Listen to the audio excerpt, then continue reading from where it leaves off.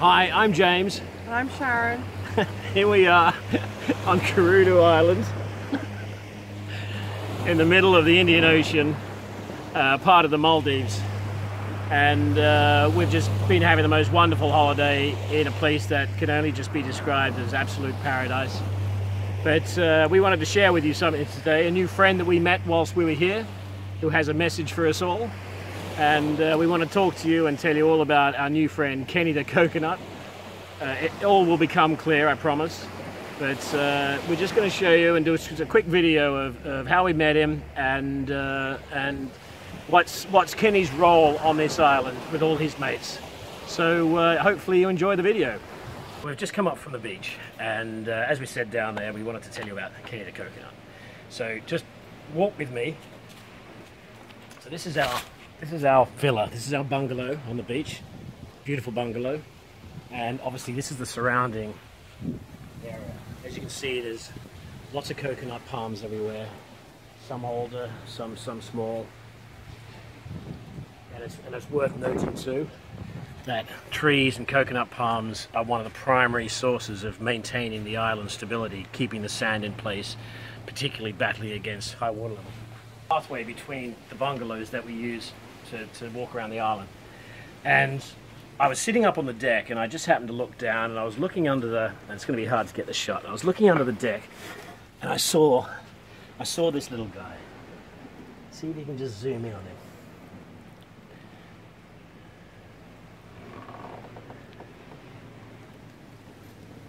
Yeah, it's really difficult to see in the light, but there is a coconut under there that's germinated, that's sprouted, yeah?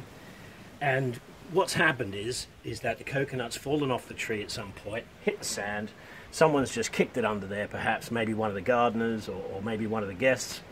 But nevertheless, you know, he's under there, he's in the darkness, and at some point he's going to keep growing, and he's going to hit the deck, and then either the gardeners are just going to rip him out and throw him into compost, or he'll die because he doesn't get enough light and enough water because he's under shelter. So I spoke to one of the groundskeepers and I said, would you mind if we moved him out from under the deck, brought him into the sun, and maybe planted him somewhere else? And he said, yeah, fine, no problem, go for it. So what I'm going to do is I'm going to climb under, I'm going to just gently dig the coconut out of the sand, and then we're going to replant him back on the beach in the sun amongst all his mates and his cousins and whoever else. And then hopefully, and we've called him Kenny, by the way, as I mentioned before, and hopefully Kenny then is going to have a wonderful, long, fruitful life, excuse the pun, and playing a really important part of stabilizing the sand and the surrounding ground on the island. So keep in mind that the average height of the average elevation in the Maldives is something like 12 feet, or maybe perhaps even less, and with rising rising atmosphere, rising global temperatures, and of course rising sea levels, all of the Maldives are under threat of inundation, particularly when it comes to tsunamis, when it comes to heavy storms, when it comes to high tides. And one of the ways in which these islands maintain their integrity is by lots of trees with lots of root systems keeping the sand in place. Anyway, that's a really long-winded explanation. Let's get on and see if I can just gently ease Kenny out into the sunlight.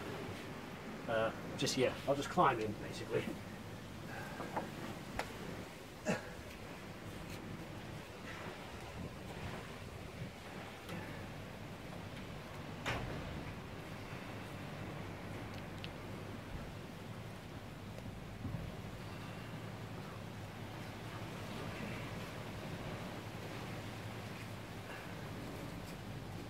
Try and get pull the root out of the sand.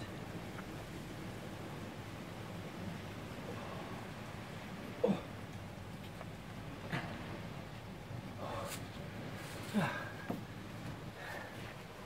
There he is. There's Kenny the coconut out into the sunlight for the first time.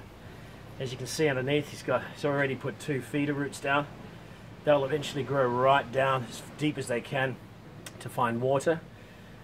As you may or may not know, when coconuts first germinate, all the energy and all the food they need to germinate is actually provided inside the coconut. That's why they can float on the oceans for months at a time, find a beach, not be troubled about salt water, and lay down roots.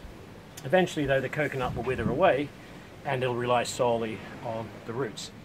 It's these roots that add stability and hold the sand in place. So what we're going to do now is we're going to take Kenny out into the beach, and we think we found a nice little spot for him, and then hopefully give him a shot of growing up and becoming a strong coconut tree. Dozens of coconuts under there. I don't know if you can actually see them, Sharon, probably not. But dozens of them, and they all haven't germinated. That doesn't mean they're necessarily dead, but he was the only one that has. So equally as significant, I suppose. So cool. Let's go and find a spot. So we figure, so we thought just in front of there, but get him in line so he's in line with his mates. He can talk to his mates. So maybe stick him around here somewhere.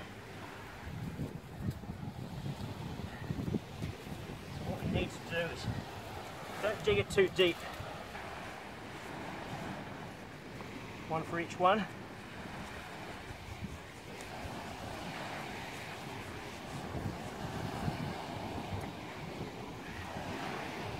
Put his roots down in there.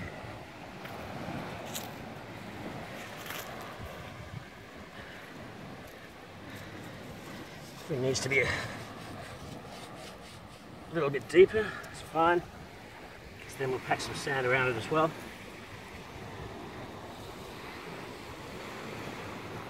Like I said, we don't want to bury him. Just want to make sure he's got access to water. And a little bit of sand around him to stabilise him. Doesn't really matter what direction he points, as long as he gets lots of sun. And that's it. Finally, just going to give him a little drink of water, even though the sand's quite damp. And it's still Maldives mineral water, nothing but the best.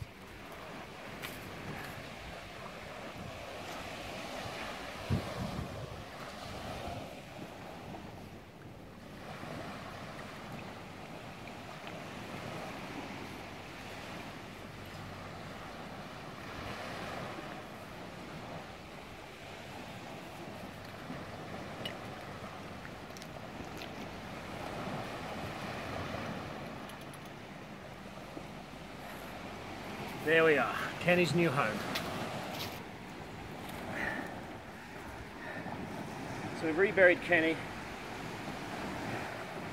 He's got a chance to grow. He's got a chance to lay down his roots. And there's some other pictures on Kenny's Facebook page which shows some of the coastal erosion around Kuredu, around the island. And you can see they're desperately trying to hold back the erosion with sandbags, and you can see dying palm trees. You can see exposed roots. So it's an endless battle. Sometimes they win, sometimes they're winning, and sometimes they don't. But hopefully, Kenny's now given the chance to play his role in growing up, along with the other thousands of coconut palms around Kuredu. And yeah. So that's our story about Kenny the coconut, and he's got a Facebook page. And what we really want to ask people is that it's about having an awareness of environmental issues, but particularly the population of the Maldives is 350,000 people. They have set up a sovereign wealth fund, effectively like a giant bank account, and that money that they're putting aside is for plans, I can't believe this, that when the Maldives flood, which they will, if we don't stop global climate change and we don't prevent sea level rise, they're going to have to evacuate the entire country. They're buying land in India, they're buying land in Sri Lanka, they're buying land in Australia, because at some point they're convinced that they're going to have to move out of their home and to abandon their country to rising sea levels. So little things like this, although they might seem tiny in comparison to the bigger picture, every little thing helps. And if you ever come to Kuredu Island, stay at the resort, take a walk along the beach, do us a favor, take a picture of Kenny, and what we'd love to see is we'd like to see a timeline, if you will, of Kenny growing. He's outside room 255. And he's outside room Villa 248. 248, sorry. And if you're staying in 248, I ask you that you look after Kenny. If it hasn't rained for a while, pour a little bit of water around the base, pour a little bit of water around him, and look after him. Post your pictures on Facebook. Let us know how he's doing. As far as Sharon and I are concerned, we're going to come back next year, absolutely, and we're going to visit him, and hopefully we'll see him twice the size that he is now. I mean, look at him down there compared to his cousins and his friends and his mates. There's some here that have been planted quite a while back. And as you can see, they struggle because it is literally just sand, there's no soil, and they rely solely on the rain. But as long as we look after them, and I think this is a much bigger message really, they'll look after us.